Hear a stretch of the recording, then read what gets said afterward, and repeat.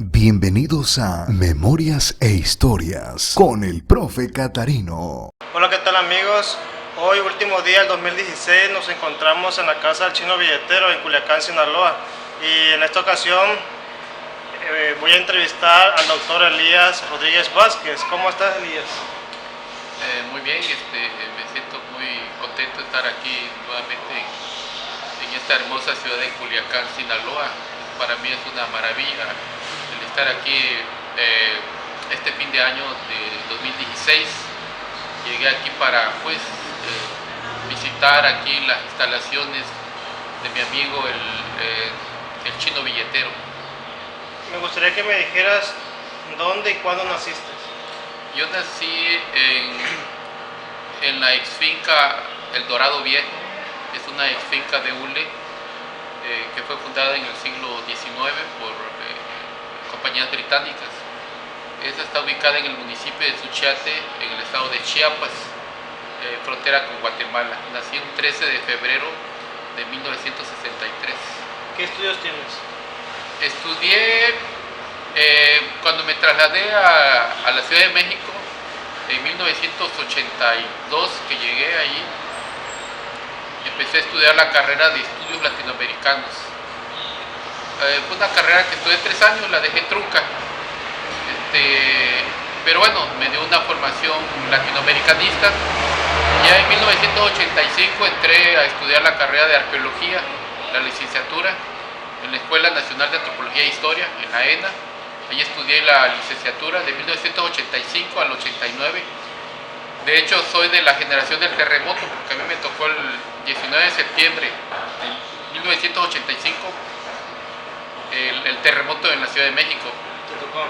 Yo entré en esa fecha. Luego, del año 2000 al 2002, estudié la maestría en arqueología, igualmente ahí en la Escuela Nacional de Antropología e Historia. Y luego estudié del 2006 al 2009, estudié el doctorado en Historia y Etnohistoria en la Escuela también Nacional de Antropología e Historia. Y al mismo tiempo, de manera simultánea, el doctorado en Geografía en la Universidad Nacional Autónoma de México, en la Facultad de Filosofía y Letras. Dices que te tocó el terremoto. Sí, me tocó el terremoto. ¿Qué recuerdos tienes? Bueno, nosotros en ese tiempo íbamos a la escuela a tomar los cursos del propedéutico, y pues me tocó el terremoto en ese tiempo, ¿no? De hecho, se suspendieron las clases ese día que pasaron, que fue el terremoto, que fue a las 7:19 de la mañana. Se suspendieron el propedéutico, y pues fue una cosa, pues digamos, fue catastrófica, pero al mismo tiempo es interesante también porque es un hecho histórico que viví en la Ciudad de México, y pues como protagonista de un hecho histórico, pues es importante porque siempre los fenómenos naturales se registran, ¿no? Se registran dentro de la historia tanto nacional como en la historia local. Entonces, como un protagonista dentro de la historia de un fenómeno natural como es un sismo, pues es interesante, ¿no? Porque pues tienes tu propia experiencia. ¿Cómo lo viviste el terremoto? ¿Qué hiciste? Pues yo estaba en ese tiempo todavía acostado en mi cama, ¿no? Y empezó a temblar, y pues me dio miedo, ¿no? Porque pues vivía en un edificio ahí en la colonia Mixcoac, y pues se empezó a estremecer mucho, el librero se movía demasiado, y ya me dio terror, ¿no? ¿Qué más? ¿Qué más nos cuentas de ese evento? Y posteriormente, el 20 de septiembre de 1985, tembló también en la noche, a eso de las 8 de la noche. Yo me encontraba, que fue el segundo sismo de ese tiempo, del 85. Yo me encontraba ahí en la colonia Nápoles, enfrente de lo que hoy es el World Trade Center, que anteriormente se le llamaba Hotel de México. pues empezó a temblar y pues francamente también nos dio miedo. Nos ¿Por tocó Reforma? mucha gente que... No, es sobre Avenida de los Insurgentes en la colonia Nápoles. Ajá. Entonces empezó a temblar mucho y mucha gente se asustó. Ese día en la noche todos nos quedamos en la entrada de los departamentos por el miedo de que pudiera volver a temblar, ¿no? Sí, ¿y no te tocó en Chiapas algún temblor, algo fuerte, por ejemplo, el Chichonal? También el Chichonal, cuando llegué a la Ciudad de México, yo llegué en julio de 1982, y a unos años anteriores, en 1981, tembló. Escuché un fuerte tronido a eso de la madrugada, como si golpearan la pared, ¿no?, de mi cuarto. Y resultó que pues al otro día dieron las noticias de que el volcán Chichonal, que se ubica al norte del estado de Chiapas, había temblado, no había hecho erupción. Hay una erupción también del Tacaná, ese no recuerdas. No, ya no estaba ahí. Cuando tembló el volcán Tacaná, ya no me encontraba ahí en México, estaba viviendo en México. Aunque eso al parecer fue en 1986. ¿Por qué tu interés por la arqueología, por la historia, por las ciencias sociales? ¿Cómo surge?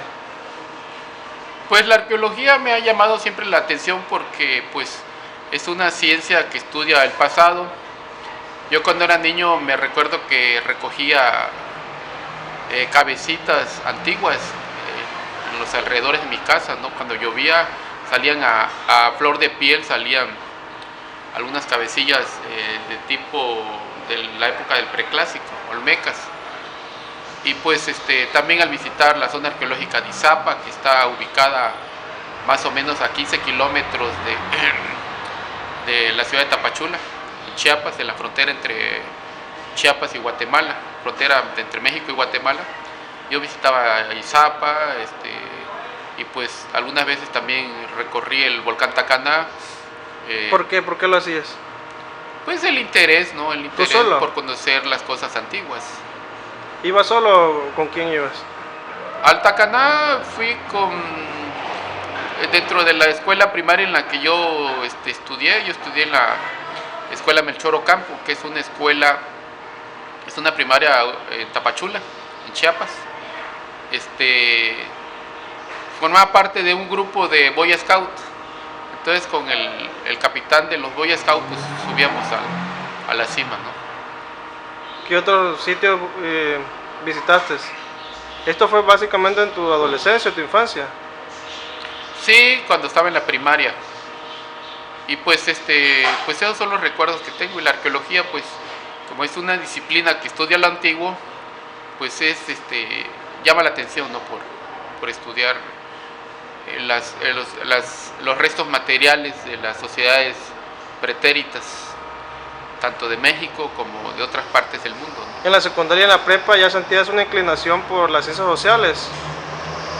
Sí, desde niño, te digo, desde que estaba en la primaria, en la secundaria, en la prepa, siempre mi interés por estudiar arqueología. De hecho, mi base académica es la arqueología como ciencia básica en mi formación.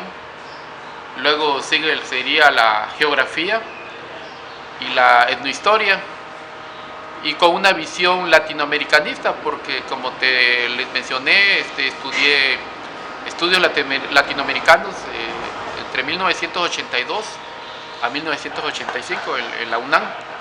¿Qué maestro recuerdas? Pues recuerdo a la profesora Felicita López Portillo. También recuerdo al actual director del Centro de Investigaciones de Estudios de América Latina, del CIALC, que es el actual director de la UNAM, del CIALC. No recuerdo ahorita el nombre, pero él fue mi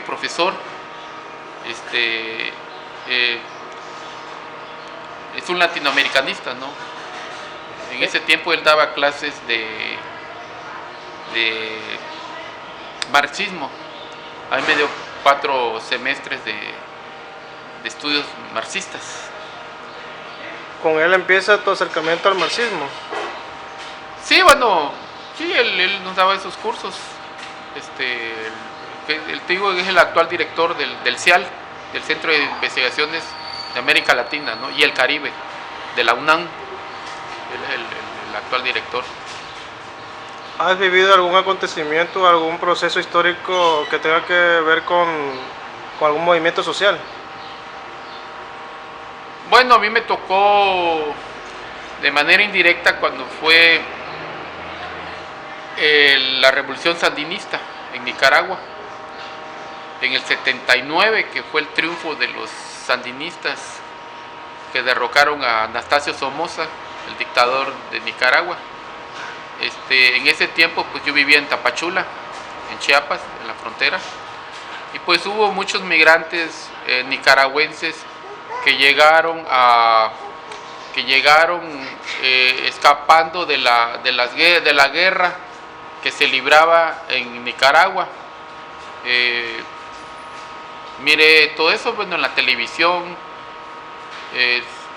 hablaban mucho de los problemas que habían en Centroamérica, tanto en Nicaragua como en El Salvador, en Guatemala. A mí me tocó escuchar el Radio Sandino, los programas de Radio Sandino, Radio La Voz de Nicaragua, Radio Venceremos de El Salvador.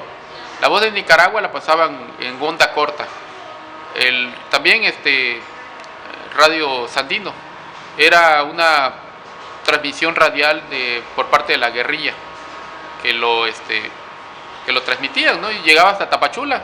Y a mí me gustaba escuchar los signos sandinistas, las canciones sandinistas de esa época. Es decir, la revolución nicaragüense marcó, dentro de América Latina, es de las revoluciones que han tenido un gran impacto a nivel mundial. Es decir, tanto la cubana, la nicaragüense, la mexicana y también la revolución guatemalteca del año 44, de octubre del 44. Recordemos que el Che Guevara estuvo en el 54 cuando cayó derrocado Juan Jacobo Arbenz, cuando fue depuesto por el golpe militar que impuso la CIA, ¿no? Invadió la CIA con aviones, invadieron Guatemala, bombardearon. Jacobo Arbenz estaba en ese tiempo, en el 1944, octubre. Él huyó, se vino a México, pero en ese tiempo estaba Ernesto Che Guevara, allí en Guatemala.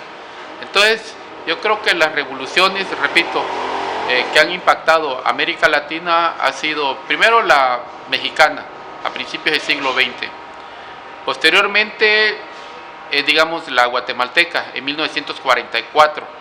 El periodo que le llaman la primavera guatemalteca, que es de 1944, con Arévalo y Arbenz, hasta el 54, que es cuando cae Arbenz por el golpe militar de Castillo Armas y la invasión por parte de la CIA a Guatemala. Y luego posteriormente vendría el 59, toda la revolución cubana al mando de Fidel Castro, el Che Guevara, Raúl Castro, Camilo Cienfuegos, el movimiento 26 de julio. Y posteriormente en el 79 vendría la revolución nicaragüense con el símbolo de César Augusto Sandino, ¿no? Como un movimiento pues libertador en Centroamérica. Y otra de las revoluciones también, digamos, ya de finales del siglo XX, también que tienen mucho impacto a nivel latinoamericano y mundial, es la revolución bolivariana, ¿no? Con Chávez el chavismo en el 99. Es decir, son los movimientos políticos que han habido en América Latina, ¿no? Empezando desde México, con Madero, Villa, Zapata, y terminando el siglo XX con Chávez, la revolución bolivariana, como le llamaron ellos en Venezuela. ¿Tu formación en estudios latinoamericanos te marcaron, o toda esa vivencia que tú me comentas del sandinismo, del contacto con los centroamericanos, qué fue lo que te marcó? Pues bueno, yo creo que hay muchos factores, ¿no? Primero porque yo nací en la frontera del sur de México, y nacer en la frontera de cualquier territorio o cualquier país, siempre uno tiene cualquier persona, tanto una mujer como un hombre, que nazca en la frontera de cualquier país o territorio en el mundo, tiene doble visión. Tiene la visión de la historia oficial de su país en el que le tocó nacer, y tiene otra visión, la del otro lado, la del otro territorio. Es decir, convive entre dos historias oficiales. A mí me tocó nacer entre dos historias oficiales, entre la historia oficial mexicana y la historia oficial guatemalteca. Es decir, nací entre México y Guatemala. Yo recuerdo que yo toda mi niñez la viví con la televisión guatemalteca. La televisión guatemalteca, pues, cuando era niño, pues marcó mi vida y la vida de toda mi familia, ¿no? Y de los que somos de la frontera, ¿no? Es decir, la frontera siempre te vuelve una especie de una gente híbrida, un mestizo cultural. Tienes dos historias oficiales. Esto para cualquier fronterizo. Y posteriormente también estudios latinoamericanos. El estudiar estudios latinoamericanos, pues me dio una formación de ver no solo a México como un territorio en el que yo me tocó nacer, ¿no? Sino también formar parte de un gran vasto territorio como es América Latina, ¿no? En donde habemos muchos millones de gentes que hablamos el idioma el español, y eso nos da pues una unidad. Esto nos da una identidad como latinoamericanos. Además, también, pues yo creo que de ahí está mi visión, ¿no? Por ser fronterizo, por haber nacido en una puerta de México, la frontera sur, que tiene que ver con Centroamérica, y el estudiar estudios latinoamericanos, y de ahí ya me dio mucho el interés por estudiar Cuba y Guatemala, que son mis países más con los que yo me identifico, ¿no? Además de mexicano, tengo muchas vivencias y una correspondencia con Cuba y Guatemala. Cuéntame sobre Guatemala. Bueno, Guatemala, pues... Tus estancias ahí. Sí, bueno, con Guatemala pues he estado, yo empecé a ir a Guatemala desde que tenía 17 años.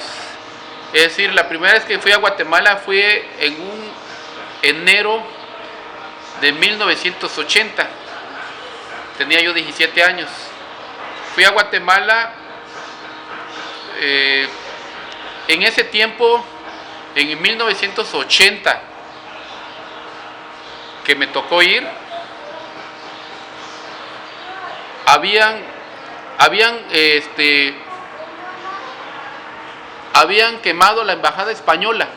Ese es el acontecimiento histórico que me marcó, ¿no? El ir a Guatemala en este tiempo, en 1980. En enero de 1980 quemaron la embajada española, gente del ejército de Guatemala, ¿no? ¿Dónde estabas tú? Yo estaba, bueno, fui en ese tiempo, ¿no? En enero, ¿no? Y entré a Guatemala, estuve ahí unos 15 días. ¿A la capital? Regresamos, ¿no? Sí, a la capital, ¿no? Y pues eso fue un hecho histórico, pues, que yo recuerdo. ¿Cómo te enteraste? Bueno, yo no lo vi, pero lo vi en la prensa, ¿no? En la prensa, en la televisión. Eso fue en el 80. ¿Qué comentaba la gente en la calle?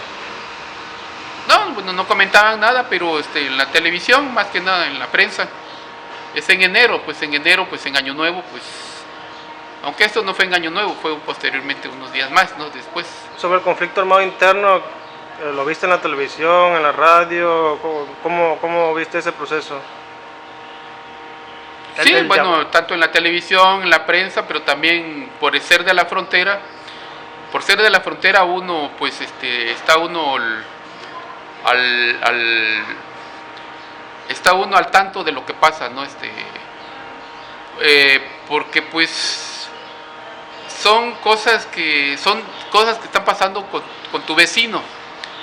Entonces, quieras o no lo quieras, si hay problemas en la casa del vecino, pues tú lo escuchas los gritos, escuchas el escándalo. Entonces, así es con otro país, llegan la influencia, pues, de la gente. La frontera, pues la gente está cruzando, ¿no? Te digo porque yo crecí con la televisión chapina también, la vi del 89 al 2000 quizás, pero no miraba noticias sobre el conflicto, porque se dice pues que hubo masacres, principalmente, aunque fue un poquito antes del 82-83 con este señor Efraín Ríos Mon, pero yo recuerdo la televisión chapina como muy comercial, sí, lo que es hoy día, y pues problemas políticos, económicos no recuerdo que se discutieran.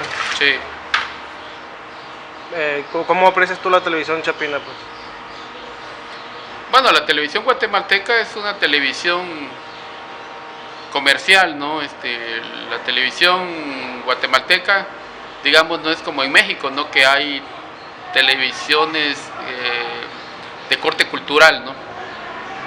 La televisión guatemalteca en 1970 y tantos, 1973, 74, 75, los canales que estaban eran los canales de 3 de Guatemala, el 11, que es un canal guatemalteco, que es el dueño del canal 11, es un dueño mexicano, y las series, digamos, el canal 11 de Guatemala pasaban muchas series de México, mexicanas, y el canal 3 de Guatemala se caracterizaba por ser muchos programas de tipo de nacionalidad estadounidense, americanos, muchas series americanas en ese tiempo, ¿no?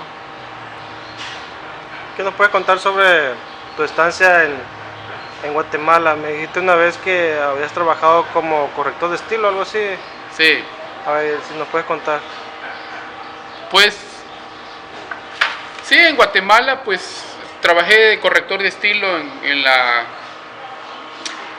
en Cholsamaj, que es una organización no gubernamental, una ONG. Ahí estuve trabajando un año, viví en Guatemala, en la ciudad de Guatemala un año. Trabajé, también conocí a Rigoberta Menchú, me tocó platicar con ella, porque cuando llegué a Guatemala, que fue en el año de 1995, llegué en el 95 primero, pero llegué en el 90, cuando viví en Guatemala fue entre 1997 y 1998, que fue cuando trabajé en Cholsamaj, que es la editorial, actualmente, que es una fundación, ¿no? Y cuéntame más sobre tu contacto con Rigoberta. Bueno, Rigoberta Menchú, la vi una vez nada más. Fui con un periodista indígena que trabajaba en el SEGMA. El SEGMA fue un centro de estudios de la cultura maya, liderados por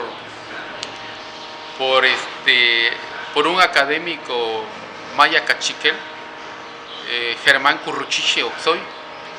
Él es un antropólogo que estudió en México, fue refugiado guatemalteco, indígena, entre los años de 1985 al 95, ¿no? Estuvo viviendo en México alrededor de 10 años. ¿Por qué? Bueno, él fue un refugiado porque pues, él participó en la guerrilla guatemalteca, ¿no? Entonces, Pues hubo varias organizaciones, ¿no?, dentro de la guerrilla. Sí, bueno, estaba la ORPA, Organización Revolucionaria del Pueblo en Armas, el EGP, Ejército Guatemalteco, el Ejército Guatemalteco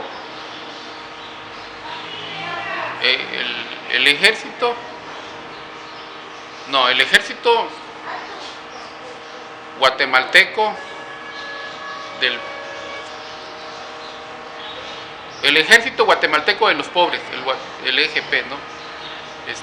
Luego está, bueno, la ORPA, Organización Revolucionaria del Pueblo en Armas, y La U. no recuerdo los otros movimientos guerrilleros, pero ellos se unieron a finales y formaron lo que es la URNG, la Unidad Revolucionaria Nacional Guatemalteca, que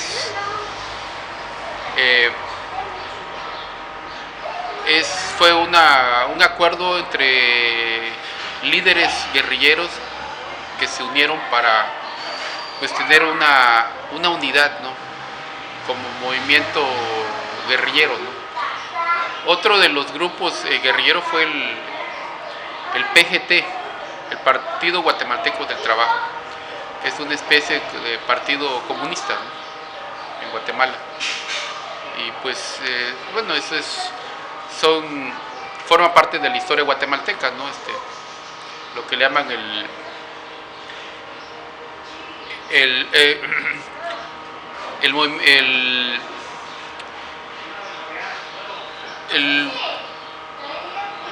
¿cómo le llaman? El conflicto. El conflicto armado interno. El conflicto armado interno, que le llaman a lo que, o una guerra civil, ¿no?, que se dio en Guatemala, ¿no? Es decir, que pues tuvo mucho impacto, ¿no?, a nivel latinoamericano. ¿Qué hacías ahí en la editorial? La Cholsamaga. Pues corregía libros, corregía textos ahí. ¿De qué índole eran los textos? Pues digamos de arqueología, de antropología, de historia, de autores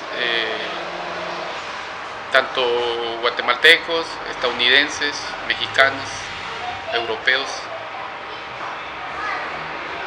¿Alguna anécdota significativa durante tu estancia en Guatemala? ¿Alguna visita? ¿Tus amistades? No, pues muchos lugares, sitios arqueológicos que hay ahí en Guatemala, ¿no? Los conocí, los pueblos indígenas, la cultura, la naturaleza guatemalteca que prevalece ahí de manera muy pues natural, ¿no? ¿Amistades que te acuerdas? ¿Alguna anécdota importante? Pues, bueno, es decir, yo tenía pues vínculos digamos, conocí a algunos líderes políticos en ese tiempo en Guatemala, ¿no? Es decir, incluso conocí hasta un candidato presidencial, ¿no?, ahí en Guatemala, a líderes guerrilleros, ¿Cómo quiénes? intelectuales. Pues digamos,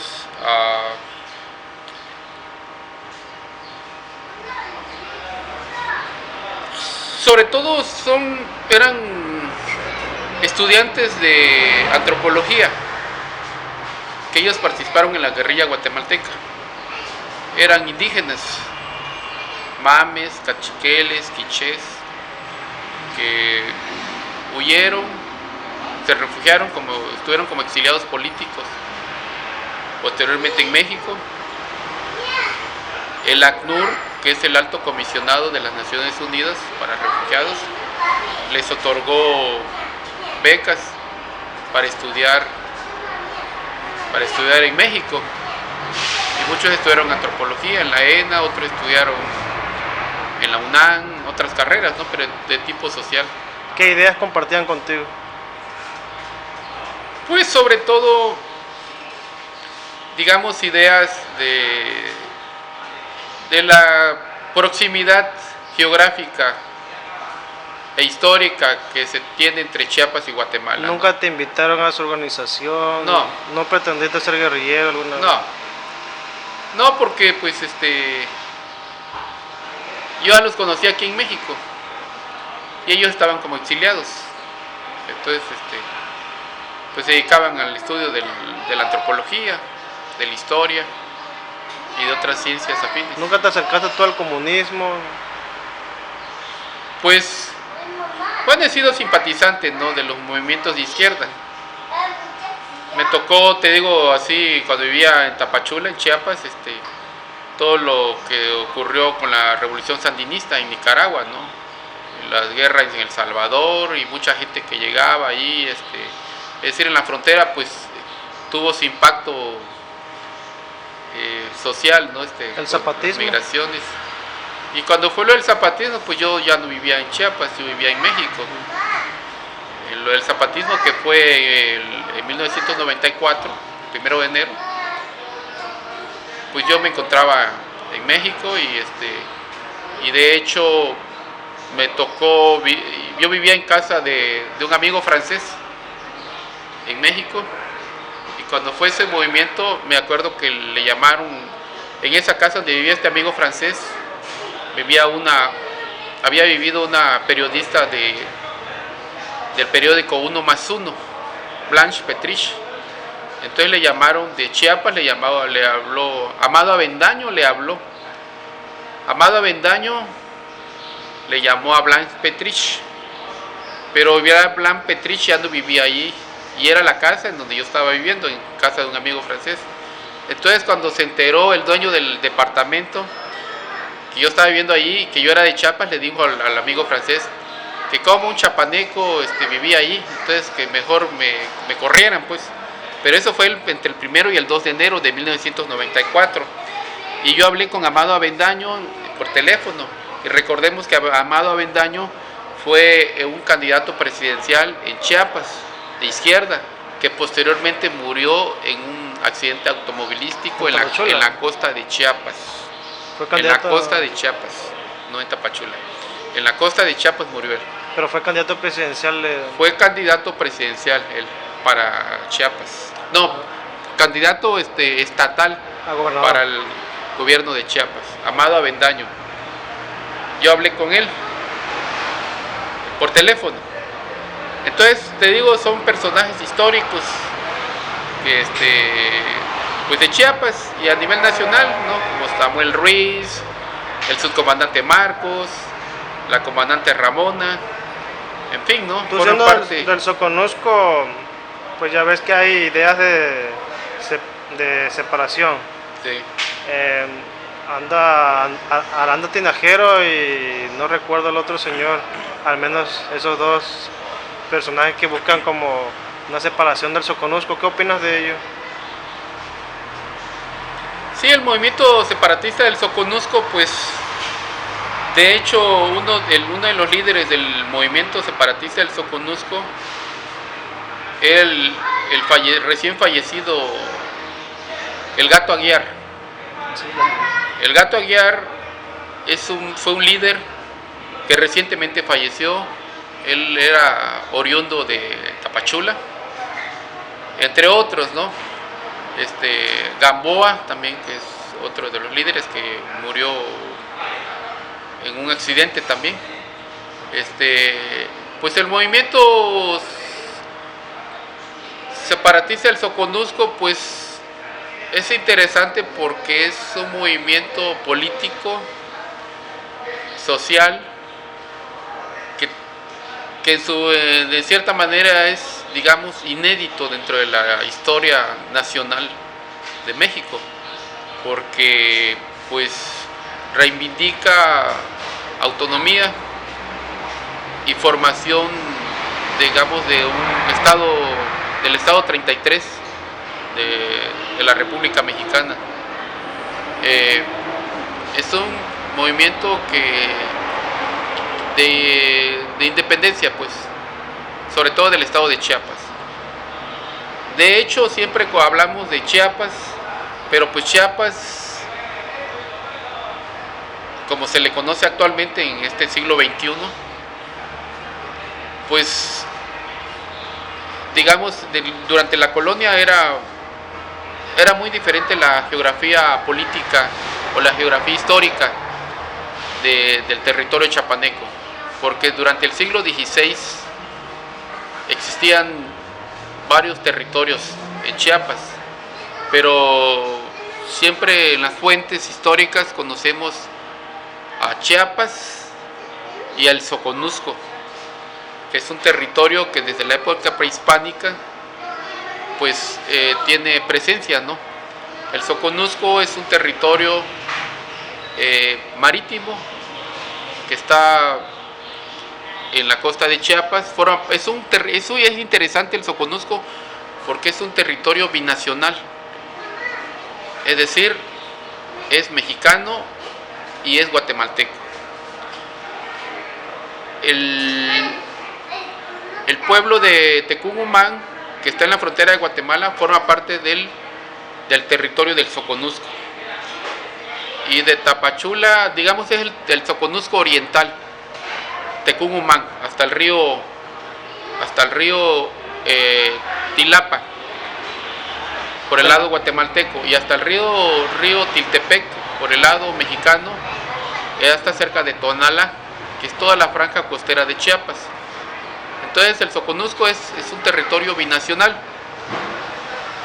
es decir, Chiapas, la actual Chiapas, absorbió lo que es el territorio del Soconusco y pues aumentó, ¿no? el tamaño, ¿no? ¿Existe un Soconusco en Guatemala?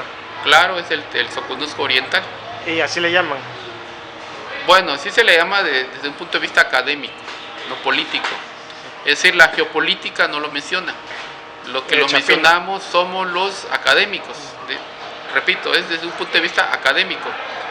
Es decir, la historia oficial guatemalteca sí menciona al Soconusco, porque formó parte de Guatemala.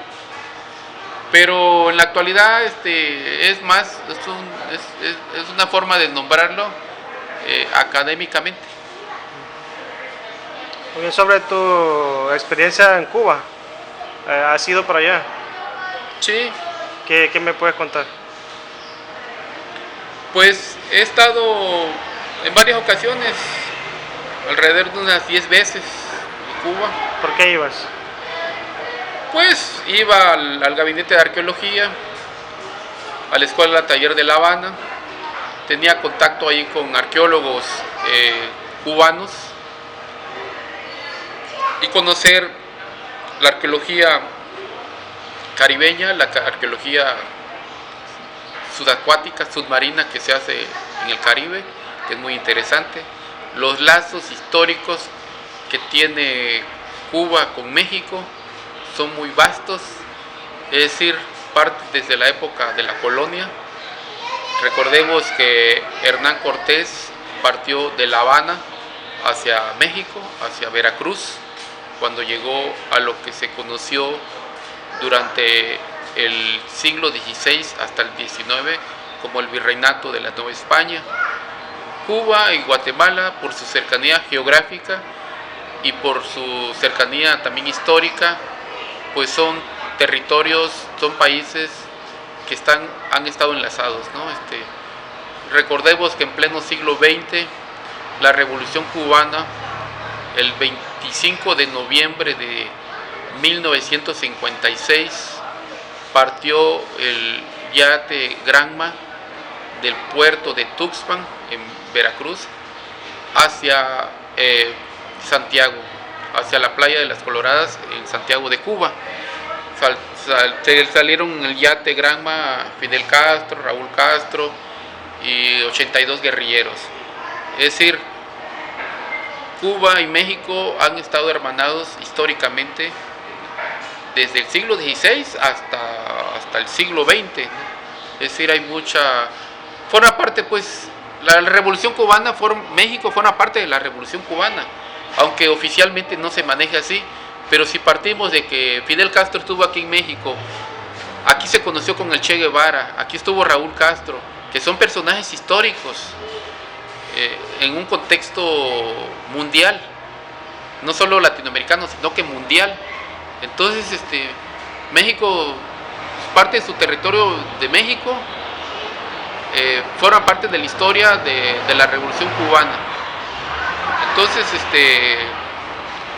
pues a mí me ha interesado Cuba, primero como latinoamericanista, conocer, digamos, un país que tiene, que es muy diferente de otros países latinoamericanos por su situación, digamos, política y económica y social.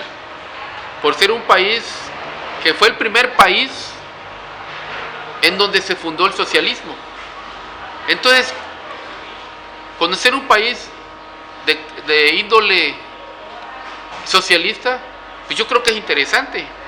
Ver otras cosas, por ejemplo, cuando me tocó ir a Cuba la primera vez, que fue en julio de 1997, yo miraba muchos carros de marcas soviéticas, autobuses o guaguas, como le llaman en Cuba, que tenían hasta placas de Checoslovaquia, de Hungría, de Polonia. Es decir, conocer otro país con otras influencias, sobre todo de la Europa del Este, porque siempre tenemos la idea de conocer países de América Latina en donde hay mucha la influencia de los Estados Unidos, ¿no? Pero conocer un país como es el caso de Cuba, en donde ve uno la influencia de la influencia ex soviética o rusa, pues es muy interesante. ¿Por qué? Porque pues también en esos tiempos estaba lo que era esa lucha entre las dos grandes potencias, ¿no? Este-oeste, el capitalismo y el socialismo, la Unión Soviética y los Estados Unidos y la Europa Occidental. Es decir, conocer esa época de los 90s en Cuba fue muy interesante también porque, es decir, me tocó ver esa época de lo que fue el periodo llamado, el periodo especial, que así le llamaron, ¿no? En Cuba, ¿no? Que fue cuando también se cae la Europa del Este, la Unión Soviética, se cae el muro de Berlín y viene pues esa forma de vivir, ¿no? Restringida desde un punto de vista económico para Cuba, el periodo especial, ¿no? Porque bueno, ha tenido muchos momentos la Revolución Cubana, ¿no? ¿Cómo mirabas al cubano de a pie? Bueno, en el 97, pues te digo que ya es la época del periodo especial. Pues yo conocí esa Cuba en el 97, una Cuba pues con bastantes limitaciones en cuanto a muchos aspectos materiales, ¿no? Es decir, por ejemplo, estuve allí con unos amigos y en México, en otras partes de América Latina, tenemos la idea a veces de poner un teléfono o escribir en una hoja y lo escribe uno en una hoja blanca y nomás así lo escribes y ya lo usas y tiras el papel. Y mientras en Cuba no, en Cuba miraba que por ejemplo las hojas tanto la utilizaban de un lado como del otro. Es decir, tratar de aprovechar a lo máximo los materiales que tú tienes, que en muchas otras partes de América Latina, sobre todo de economía capitalista, hay mucho desperdicio, hay mucho abandono, ¿no? Todo eso. ¿Qué te marcó de Cuba? Pues la latinoamericanidad. Cuba es un país de ideología latinoamericanista. Para empezar, desde la época de la independencia, ¿no? de cubana, ¿no? José Martí fue un masón, un líder cubano, pero también latinoamericanista. José Martí vivió en México, vivió en Guatemala, fue un poeta, fue un pensador, fue un ideólogo, fue un periodista, un escritor, un libertador en América, un masón, un maestro masón, ¿no? Como lo fue Juárez. Entonces, de hecho, me gusta mucho el pensamiento martiano, ¿no?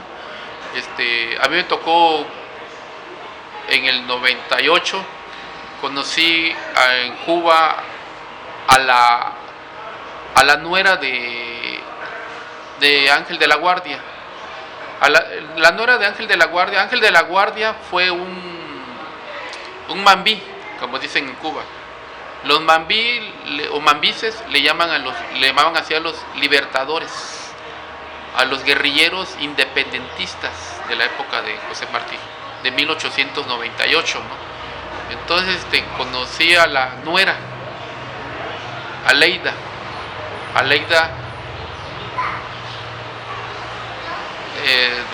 de la Guarda, ¿no? Aleida fue nuera de Ángel de la Guardia. Ángel de la Guardia fue un independentista que fue el último hombre que vio morir a José Martí en una batalla que tuvieron en un lugar que se llama Entre Ríos, Dos Ríos, Entre Ríos se llama. José Martí, pues le llamaban a él el presidente, le decían, y pues era un pensador, no era una persona, un intelectual, ¿no? Entonces él decía, no, pues yo también quiero entrar a los balazos, no quiero participar, ¿no? Entonces hubo un momento en que a él lo protegían mucho y dijo, voy a tomar un caballo. Se subió a un caballo y se metió a la maleza, ¿no? Y ahí lo emboscaron las tropas españolas, pero le dijo a Ángel de la Guardia, un muchacho de 17 años, le dice, acompáñame, y ya lo acompañó Ángel de la Guardia y se fueron y empezaron a disparar y cayó muerto José Martí. Ángel de la Guardia lo quiso pues tomarlo para protegerlo, pero ya había fallecido José Martí. Y Ángel de la Guardia, pues te digo que él fue dejó un pañuelo, pues.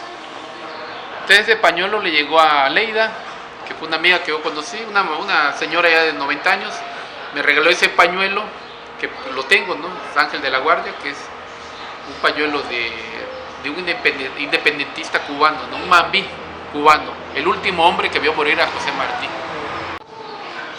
Ya para ir terminando, Elías, te voy a decir algunos nombres, algunos conceptos y tú me vas a decir qué significa para ti. Por ejemplo, si te digo Guatemala. Tierra de mis tatarabuelos. Soconusco. Tierra de mis padres y abuelos. Cuba. Tierra de mis amores. Estados Unidos. Tierra de culturas ancestrales. ¿Cuál es el recuerdo más significativo de tu vida? Aquello que te ha marcado. Mi vivencia en Chiapas, vivir entre la naturaleza, vivir entre ríos, nacer junto al mar, vivir toda mi vida, mucha parte de toda mi infancia al pie del volcán Tacaná, al pie de un volcán. También haber crecido a 100 metros de una ceiba, es decir, en donde nací hay una ceiba todavía, es decir, cuando nací la ceiba ya estaba, crecí toda mi infancia y la ceiba estaba, y si voy actualmente a Tapachula, la ceiba todavía está, y cuando muera, pues espero que la ceiba todavía continúe. Un mensaje que les quieras compartir a los jóvenes. Pues que vivan la vida y que valoren todo, valoren las cosas, valoren la vegetación, valoren las montañas, la naturaleza, a las personas, valoren a sus padres, a sus abuelos, a sus amigos, a la vida. y que pues tengan una visión también espiritual de las cosas, del mundo, ¿no? Porque también no solo somos materia, somos también espíritu. Quizás se me escapaba pues tu estancia, ¿no? En México, en Puebla, Querétaro, Hidalgo, no sé qué más lugares has estado, pero en particular en Sinaloa, ¿qué te deja Sinaloa? Pues me deja mucho conocimiento de geografías desconocidas, historias desconocidas, vivencias, siempre un espacio, una geografía, vive uno un espacio-tiempo, ¿no? Vive uno cosas nuevas, conoce gentes nuevas, la naturaleza, no solo las personas, también conocer un cerro, conocer un volcán, conocer una playa, conocer una planta, un animal. Es decir, Sinaloa es un estado interesante porque es un estado, digamos, fronterizo, en donde pues desde un punto de vista cultural termina Mesoamérica hasta el río Guasave, es Norteamérica. Desde un punto de vista, digamos, cultural, hay una frontera, pero desde un punto de vista y luego de Guasave hacia los Mochis ya empieza Norteamérica, es decir, culturalmente, pero también desde un punto de vista natural, también está el trópico. En Sinaloa veo tres ambientes naturales. El sur, hacia Mazatlán, es tropical, húmedo. La zona de Culiacán, ya digamos que es de tipo estepario, es más seco. Empieza a disminuir las lluvias. Y de Guasave hacia los Mochis, hacia adelante, yo diría que ahí empieza el desierto de Sonora. Es decir, Sonora, el desierto de Sonora, llega hasta el norte de Sinaloa. Y luego lo que es toda la sierra de Sinaloa, ¿no? Hay varios ecosistemas acá y por eso es muy interesante Sinaloa para mí. Además, amigos que tengo acá, ¿no? El chino billetero, que es un coleccionista de piezas arqueológicas, algunas mujeres, amores que he tenido aquí en Sinaloa, ¿no? Margarita aquí, que yo le digo cariñosamente la mulata culichi, ¿no? Y Miriam Zazueta, que yo le digo la culichi bichi. ¿Cómo identificarías o diferenciarías más bien a un chapín, un soconusquense, un cubano, un sinaloense? ¿Cuál sería esa gran diferencia que hay entre ellos? Bueno, un chapín, un guatemalteco, bueno, hablar de guatemalteco también es un país que tiene muchas regiones, es decir, no se puede generalizar también. Muchas Guatemalas. Es como cuando dices de un mexicano, pero Guatemala, que es un país que tiene 110,000 kilómetros cuadrados, también tiene sus regiones. No es lo mismo, por ejemplo, un ladino que un indígena. Un ladino, por ejemplo, digamos del oriente de Guatemala, a un indígena del altiplano, a un negro de Livingston, que es muy diverso, ¿no? Garífuna. Un garífuna, que hablan inglés y español. O en Sinaloa también hay una diversidad de gentes. En Sinaloa yo lo que veo que aquí que hay mucho criollismo. Aquí hay mucha gente que, por ejemplo, que es de tez blanca. Es el criollismo, el hispanismo aquí es muy fuerte. Aunque el norte de Sinaloa también tiene presencia indígena, ¿no? Con los yoreme. ¿Y para cuál otro me preguntaste? Para el cubano. Para el cubano. Soconusquense. Bueno, el cubano pues también es muy diverso. El oriente de Cuba, a la diferencia con el oriente guatemalteco, el oriente guatemalteco es muy blanco, mientras el oriente cubano es muy negro. Por ejemplo, yo tenía un amigo en Cuba que me decía, si quieres ir a África, vete a Santiago de Cuba, me dice, porque ahí está lleno de negros. Me juro, al oriente cubano, en Santiago de Cuba o Guantánamo. El soconusquense. Y también en La Habana, que hay mucho negro, ¿no? Pero también, por ejemplo, el pueblo más blanco de Cuba es Holguín, la tierra de Fidel Castro. Ahí hay una gran población blanca, también porque hay mucho francés que cuando fue la revolución haitiana en el siglo XVIII emigraron y se fueron hacia el oriente cubano y ya encuentran mucho apellido francés en el oriente cubano. Mucho español también. Sí, bueno, de hecho la gran presencia de España en Cuba es muy fuerte. Recordemos a Federico García Lorca cuando estuvo en La Habana, él decía que se sentía como en las Islas Canarias. Hay mucha presencia de canarios y de gallegos en Cuba. Y el Soconusco, que es la tierra de donde yo soy, pues es un territorio también cosmopolita, como decía una antropóloga guatemalteca. Ella decía que el Soconusco, Aura Marina Arriola, que es la antropóloga guatemalteca, ella hizo un libro sobre Tapachula. Ella decía que el Soconusco es un territorio de un cosmopolitismo provinciano, porque el Soconusco hay gente de todas partes, hay gente que llegaron por ejemplo, de España, llegaron de Francia, gente de chinos, japonés, gente de origen chino, gente de origen japonés, gente de origen libanés, gente de origen centroamericano. Por ejemplo, en mi caso, yo nací en Tapachula. Bueno, yo nací en El Dorado Viejo, que es una finca fundada por ingleses, ¿no?, en el siglo XIX, una finca de hule. Pero yo tengo familiares en Guatemala y mi bisabuela, por ejemplo, fue hondureña. Pero eso es algo común, es decir, muchas familias en el Soconusco tenemos muchos vínculos con otras gentes de otras partes del mundo, ¿no? Es un territorio cosmopolita por excelencia. ¿Cuál de esos pueblos que has visitado, digamos, que sentiste que te trataron mejor? Pues todos, es decir, yo creo que todos siempre son muy diferentes las percepciones, ¿no? Es decir, el ser humano en muchas partes somos diferentes, pero en esencia somos los mismos. Es decir, los seres humanos, seamos negros, seamos blancos, somos amarillos, o del color que sea, o de la estatura, o la forma que sea, o el idioma que hablemos, siempre tenemos las emociones de tristeza, de alegría, de amor, de odio. Entonces, pues en todas partes yo a veces me he peleado, he llorado.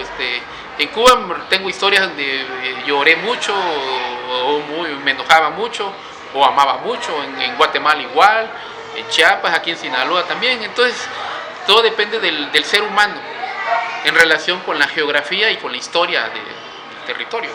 ¿Qué lugar ocuparía Estados Unidos o el imperialismo? Bueno, Estados Unidos tiene mucha importancia para mí porque a mí me gusta el idioma inglés. A mí me ha gustado estudiar idiomas de otras partes del mundo, ¿no?, de otras culturas. Me ha gustado estudiar el idioma inglés, tanto el francés. Pues el vínculo que tengo con los Estados Unidos es porque tengo una sobrina que vive en Houston, en Texas. Allá ella vive, se casó con un americano. Entonces tengo familiares tanto en Centroamérica como en Houston específicamente, y en México. Entonces, y es la relación, ¿no?, digamos, de tipo familiar, ¿no?, sobre todo con Texas, con Houston. Y bueno, Estados Unidos pues es otra gran maravilla también. Es un país que ha tenido un gran impacto en el mundo, ¿no?, influencia en el mundo. Muy bien, pues muchas gracias, Elías. Pues hasta luego, y pues felices fiestas de Navidad y un feliz año nuevo 2017 para todos los que pues nos escuchan, y pues les envío un abrazo y un beso para todos. Nos vemos.